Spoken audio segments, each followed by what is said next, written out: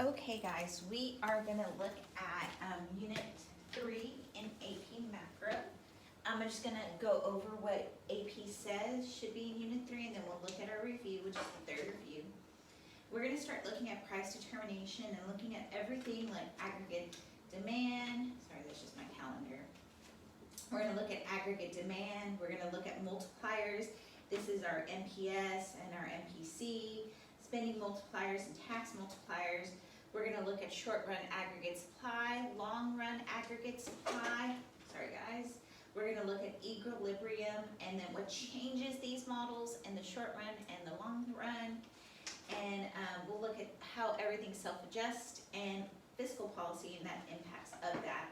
And then the stabilizers such as unemployment, food stamps, your income tax going down when you lose your job because you're not taking in as much. Those are the automatic stabilizers.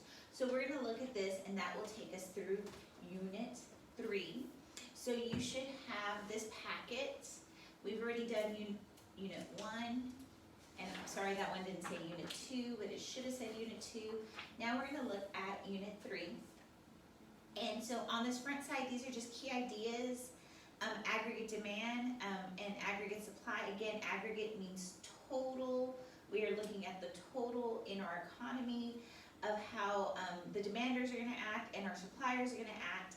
And we're going to see that we're looking at a whole economy here. And so we know that the aggregate demand curve is downward sloping because interest rates do have an effect. So if interest rates are really high, our demand for that stuff will be really low. When the wealth effect means the price level, when the price level increases, our purchasing power decreases. And we know that's an inverse. And so in the reverse, if the price level is down, our purchasing power is up. When the interest rate is down, we're going to see people will borrow more money. And net export effects, we also see when our dollar is strong, which we'll focus on our last unit. We purchase more of other countries' stuff. When our dollar is weak, other countries purchase more of our stuff. And so we are going to look at our short-run aggregate supply. It is upward sloping because we see that our stuff, wages, inputs, productivity, and expectations, that has that positive relationship that as they produce more and that stuff becomes cheaper, production will go up. And we're also looking at our long-run aggregate supply curve. It's vertical because we know in the long run, prices will have no effect on the output because things will change. We move away from those sticky wages and businesses eventually increase pay and eventually prices will go up. The other thing we're going to look at is the marginal propensity to consume and the marginal propensity to save and how that impacts spending. And so I know my MPC and my MPS equal 1. So I know when my MPC is, my marginal propensity to consume is 9.9, my MPS is 0.1. And this will lead us into our spending. So I know that there is a relationship between spending and how much we spend will affect how it goes out in our economy. And so I can look at my spending multiplier 1 over MPS, MPC minus MPC, or 1 over MPS. And we're going to see that if my people are spending a lot, my spending multiplier will also be a lot because a lot of money is getting into that circular flow. If people are saving, less money will go in. And we saw this on one of our worksheets. I know I'm going back to aggregate demand and just what are the determinants of it, which we'll talk about in our review over here, and then what moves our short run. And I'm going to talk about demand pull inflation, cost push inflation. So demand pull inflation is when our demanders are causing the prices to go up. So like currently right now, we are seeing because of extreme shortages, we saw demand pull inflation with toilet paper, that people were pushing up that price of toilet paper. Cost push inflation deals with when our producers are not able to get everything they need to do for production. such as the oil embargo. It caused our oil industry not to be able to get enough stuff to make into gasoline, which caused all prices to go up, and that's cost push inflation. We're going to look at our long run aggregate supply and talk about all of this stuff at equilibrium. So I'm going to flip over to the other side so we can write some notes. So I know my aggregate demand curve is downward sloping, right? And it's going to kind of slope like this, but AP really won't bug you even if you did your aggregate demand curve like that when you're graphing. So this is price level, this is real GDP. And so it is downward sloping because of certain things. The wealth effect and the interest rate. So let me go back here. I don't know why I put that there. That's just a mistake. Okay, so when I know when the price level goes up, my purchasing power declines. And I know when the price level goes down, my purchasing power increases. Okay, so then when I look at the interest rate, when the interest rate goes up, my demand for money is going to go down. So aggregate demand will go down. And then when the interest rate goes down, we see that the aggregate demand goes up. And so we know that our Fed currently was trying to keep that interest rate really low because we're in a recession, and that would increase aggregate demand, pulling us out of that recession. So now we're going to look at the determinants of what will shift my aggregate demand curve. The first one is changes in expectations. Right now, people are looking at our economy and they're like, okay, we're getting out of this COVID thing. Things should be good. And so all of a sudden, our economy's kind of boosting. People are going out. They are taking vacations and all this other stuff.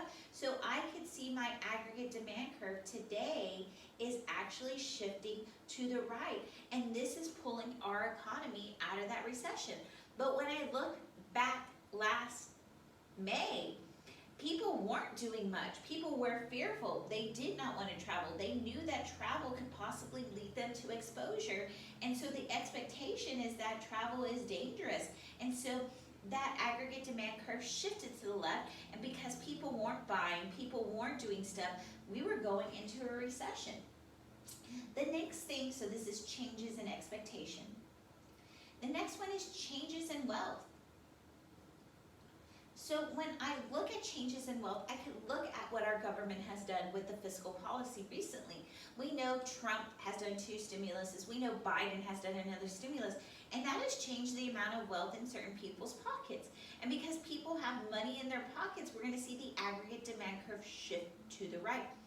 Back last March when non-essential businesses were closed, that really changed wealth. People lost their jobs and the aggregate demand curve shifted to the left, further pushing us into a recession. The next thing is the size of existing capital, physical capital. And so right now we know Waxahachie is going through a housing boom, but there's not enough capital there, and so that demand is going up.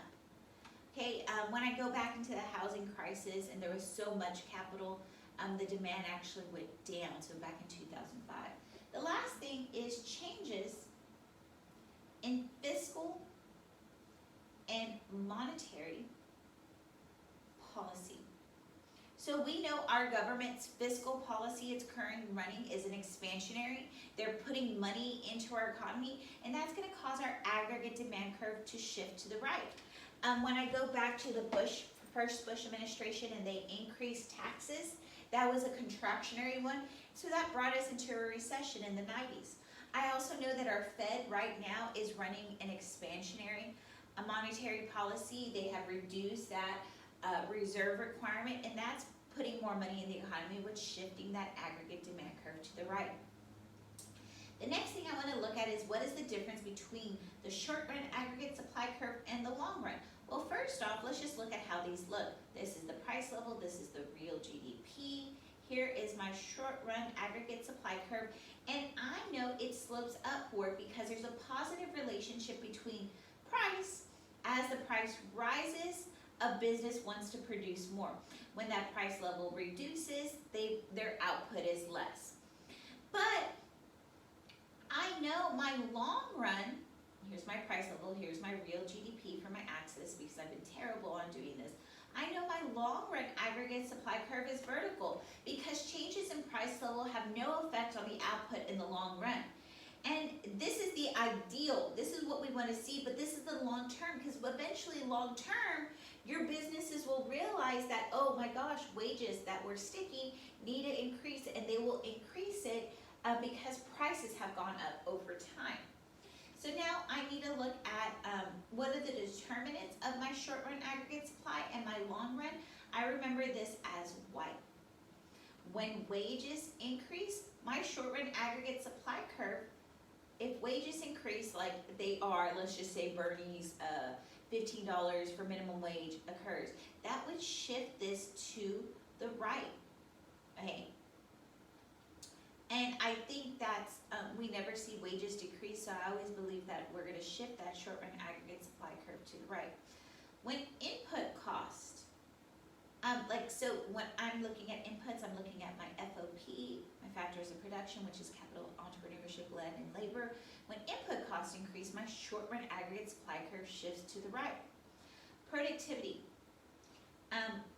when our businesses were shut down last March, our short run aggregate supply curve shifted to the right, and that's why we saw a rise in all these prices. Now let's just say because people get their COVID shot, I'm going to see my short run aggregate supply curve shift to the right because productivity will increase. When people were going back to work with the mask mandate, that increased productivity.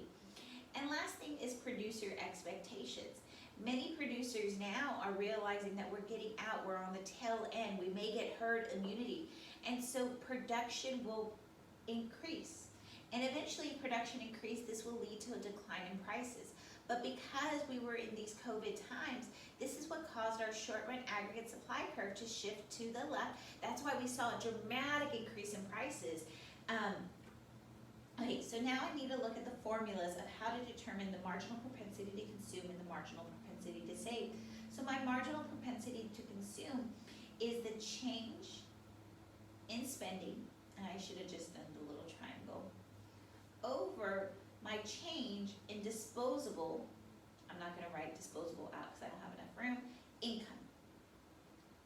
I know my marginal propensity to save is going to be my change in savings over my change in disposable income. So how do I calculate the spending multiplier? I know my spending multiplier, I'm just going to put spending M, is going to equal to 1 over 1 minus the MPC or 1 over the MPS. And when and why is it used? Okay, so our government uses this spending multiplier to figure out what its effects of fiscal policy will be. So when the MPC is high, that means people are spending and they're putting into that circular flow. So I'm going to see my spending multiplier will be high as well. So like if I looked over here, my change in spending, my it's going to be people are, let's just say this is 0.9. Well, I know my savings multiplier is going to be 0.1. And for me to calculate my money multiplier, I'm going to take 1 over 0.1, which is going to give me 10. And this is really high. It's high because people are spending, and this is going to lead to a lot of spending, right? And so I know I use my MPS because that will give me that larger number. Like just to say this was 0.8, this would be 0.2, and then my spending multiplier would be 1 over 0.2, which would give me 5. Okay, let's just say I get here 5, my change in spending, and this is going to be 5. So 1 over 0.5 gives me 2. Okay, so do we see this correlation? When this is high, and I know this seems low, but we're going to use that, but that still gives me a higher number because this spending enters that circular flow, and I'm going to use the bottom part to give me that higher number. If I were to use this, this wouldn't give me a higher spending multiplier. Okay, so the tax multiplier. My tax multiplier is going to be negative because if I am taking away, my MPC will be negative because I'm going to be spending less.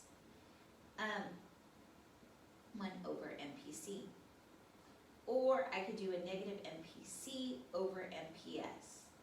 And we're gonna see that when the government does the tax multiplier, this is money leaving the circular flow, so that number will be negative.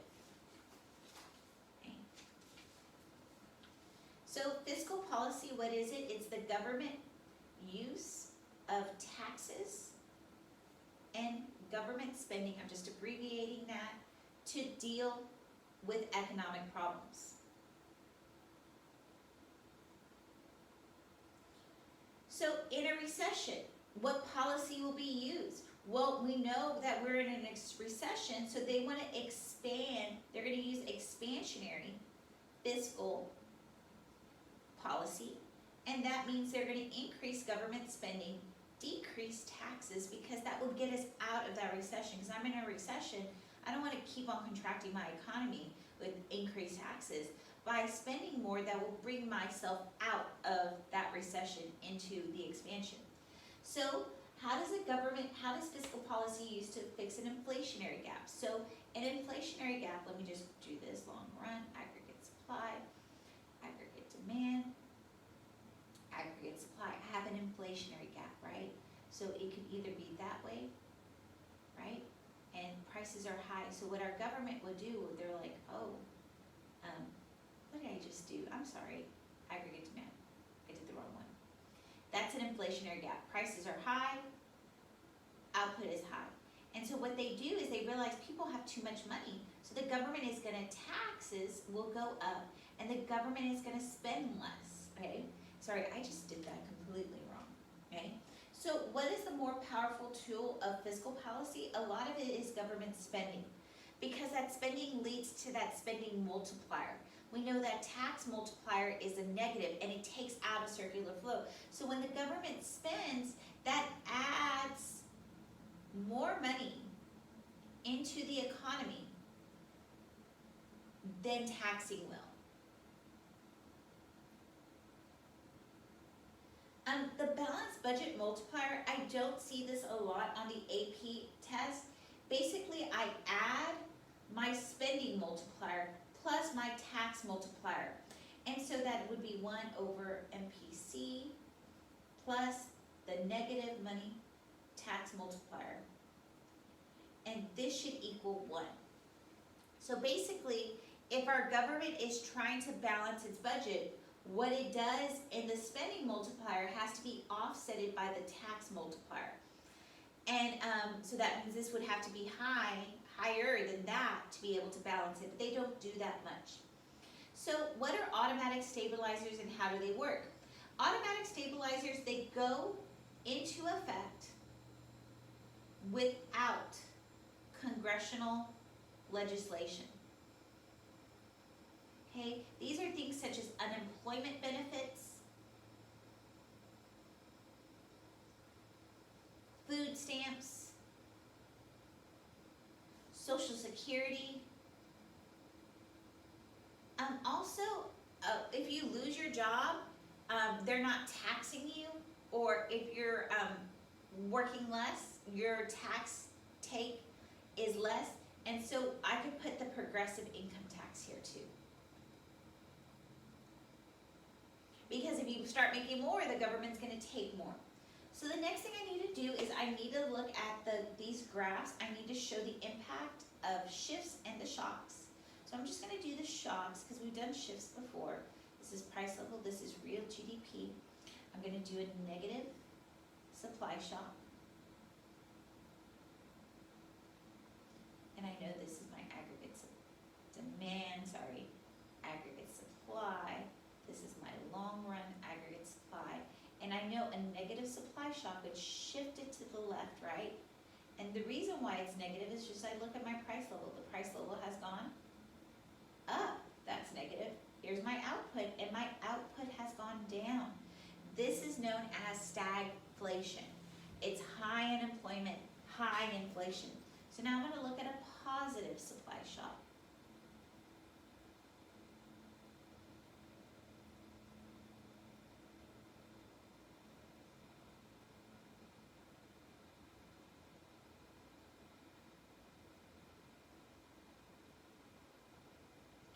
Positive cash off, we'll move it to the right. And look what happened to the price level. Here was the original price level. The price level went down, which is good because that means your purchasing power goes up. Here's the output, and then here's output. So all of a sudden, output went up, and I know I'm in an expansion, prices go down, but production goes up, and that's great. People have jobs, and prices are falling. Okay, show the impact of fiscal policy. So I'm gonna do contractionary over here.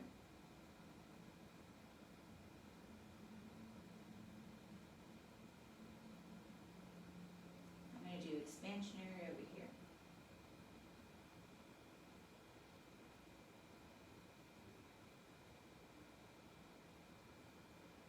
Price level, real GDP, and again on the AP test, they're gonna wanna see you labeling all this stuff because it will be points. So in contractionary fiscal policy, I know my government taxes more and the government spends less. And so usually this would happen in an expansion.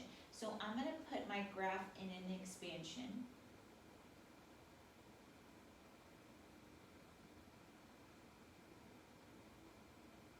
So I see my inflationary gap, right? If the government taxes, they're gonna take from people's pockets. And the government's gonna spend, so people will have less money out there. And so this effect would shift my aggregate demand curve to the right, and what's impact of it is here was my price level was really high, and now my price level declines. So that's good, right? It's taking care of that inflation, but the effect is that my output will decline too, okay? And so many times our contractionary fiscal policy leads us into a contraction. So expansionary fiscal policy is when the government is gonna tax less and the government is gonna spend more. And a lot of times they're gonna do expansionary fiscal policy when I'm in a contraction. So I'm gonna come here and label everything in a contraction.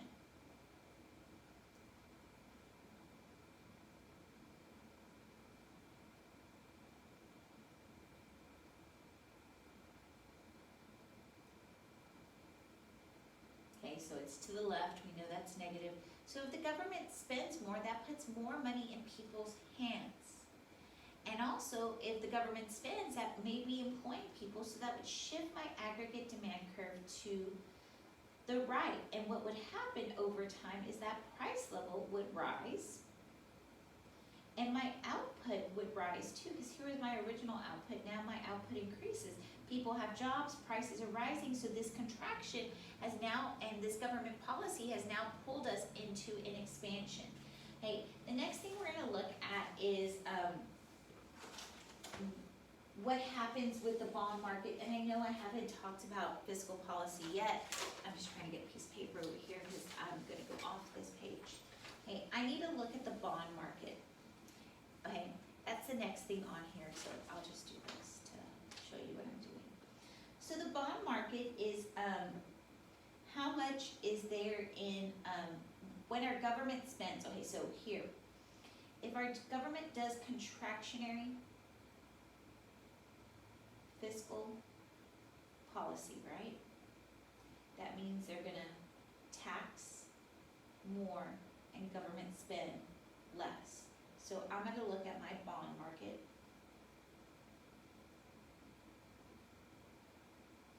This is demand for loanable funds. I know my money supply is vertical because there's a limited supply of my demand for money. If my government over here in a contraction is not demanding money but taking in money, right?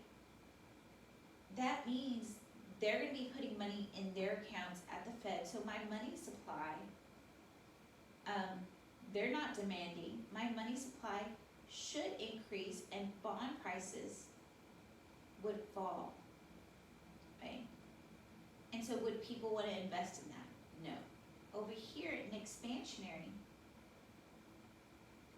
fiscal policy, our government is going to tax less and government spend more. And that's going to have an impact because now the government is taking in less money, right? Here's my supply of loanable money. And then all of this, they're taking in less money, so there's less money in the Fed. So that money supply goes to the right, right? The last thing it asked me to do was to talk about loanable funds, okay, which we kind of did here with the bond market.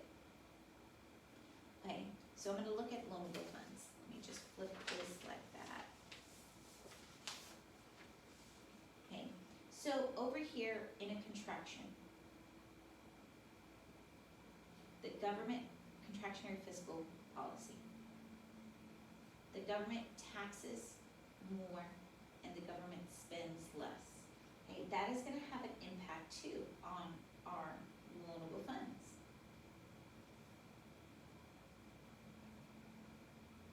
This is supply of loanable funds. This is demand of loanable funds.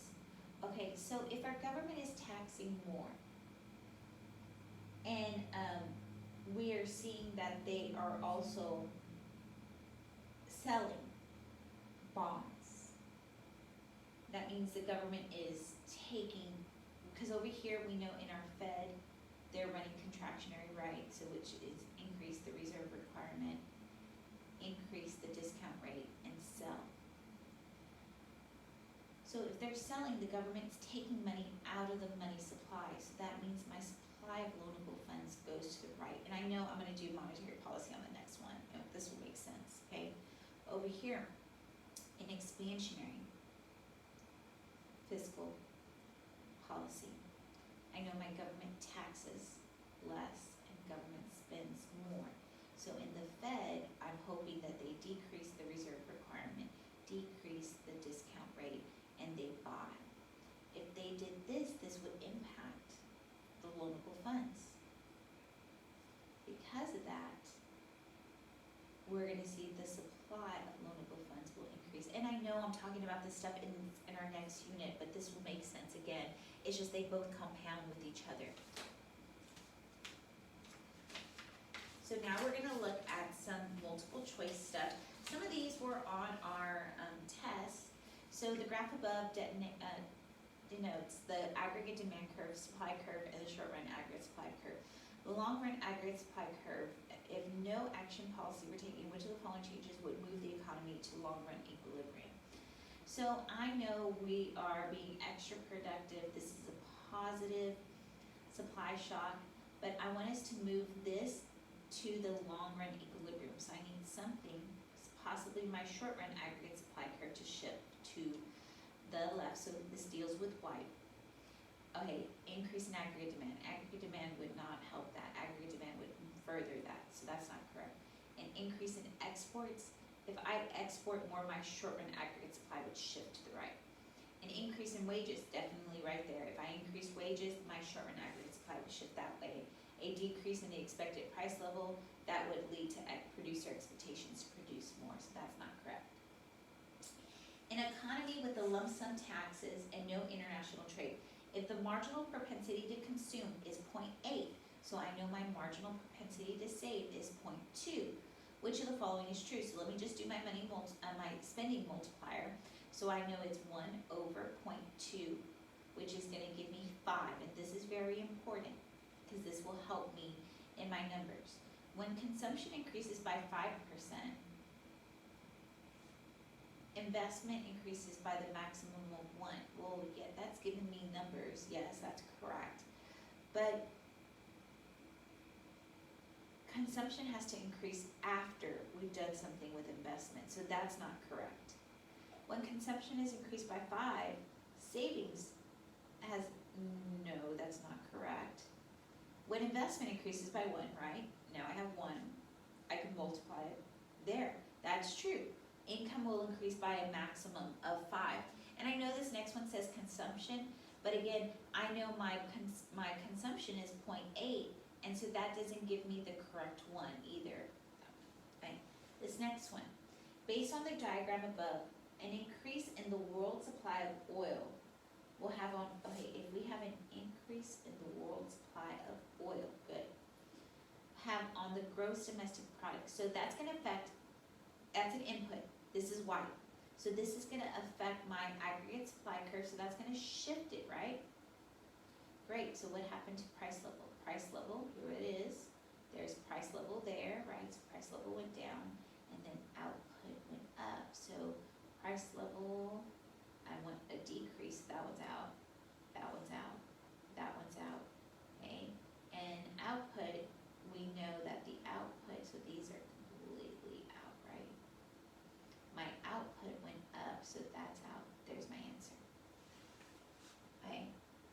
last one, an increase in which the following would increase the aggregate supply. So I know I'm dealing with white here. I want my aggregate supply curve, right here's the first one. I want that to go to the right. If my labor was more productive, would that shift it? So I give them 5-hour energy, yes, that would shift it to the right. Because if the wage rate went, it would shift it to the left. Price of imports increased, that would shift it to the left. Consumer spending, that would shift the aggregate demand curve. Interest rates, if interest rates were to increase, that would shift it to the left, so that's correct. Right, this next one, we're just gonna look at a couple of free responses to see what you would have to do. So assume the U.S. economy has been operating at full employment and output levels and price level. Good. On a correctly labeled aggregate demand and aggregate supply curve, identify the following: equilibrium output and price level, long run aggregate supply, and full employment and output. Okay, so here I'm gonna label what they tell me. Here's my price level, and again, you get a lot of points on the AP exam for being able to label stuff. So I need to do aggregate supply curve, right? Correctly labeled. Aggregate demand curve. I need to give the current equilibrium output at Y. Price level. I need to do the long run here, which would be my long run is where it's at equilibrium. And then I need to label full employment and output as FE. There we go. All of that is done. So this next part says, due to a long run period of relatively high inflation, expectations, ooh, that's not good. Prices are gone up, right? Labor demands higher wages. Ooh, so that would shift. They demand higher wages. That shifts my short run aggregate supply to the left. And firms respond accordingly. On your graph of part A, show the following: the change in the aggregate supply. So I'm just going to get a different marker out. Well, my aggregates, and you'll have a pen, you really can't do this, but I just want to show you that my short run aggregate supply curve would shift to the left, and the impact would be that what happened to prices. The price level went up, and my output went down. So it says change in the aggregate supply, it's a shift to the left. And the short run, I need to do the new short run equilibrium, it's right here. I need to do the output and the price level, and it's told me to label it as 1, told me to label it as 1 versus 2, and you could do it as 1 and 2, those are interchangeable. C, based on the changes that occurred in part B, what phase of the business cycle is the economy in now? Well, I know anything to the left of the long run means I'm in a recession. So I'm in a recession, but this is an abnormal contraction because I have high, I'm just gonna put because, I have high inflation and high unemployment, which is known as stagflation.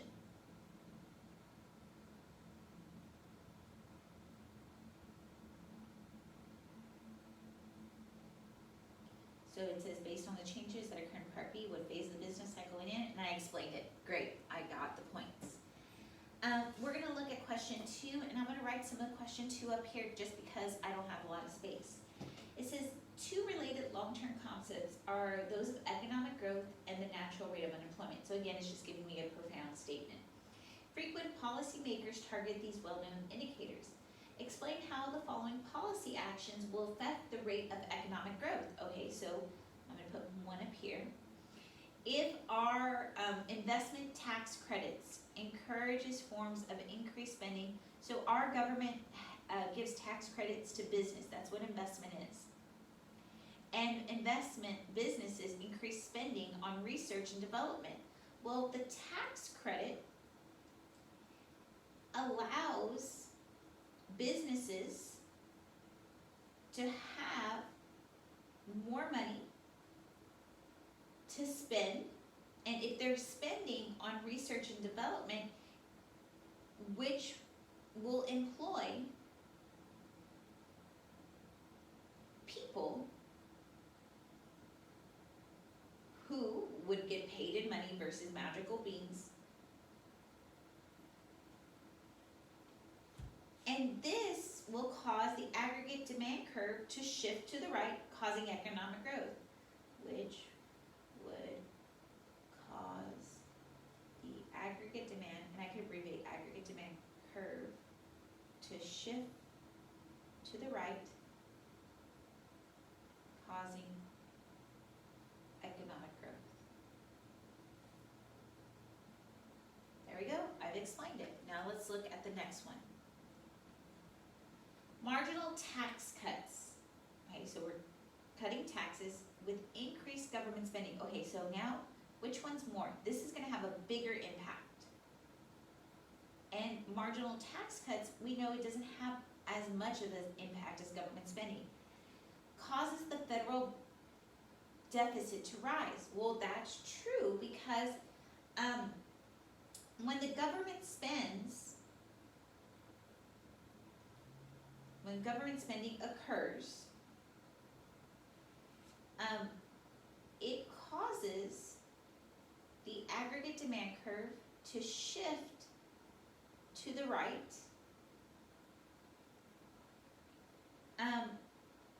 and people, well, I need to write this out, people will spend more,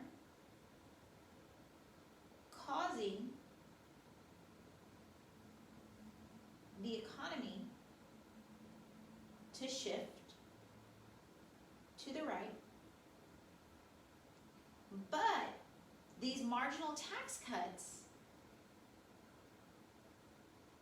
so they're cuts, right? They're not adding taxes.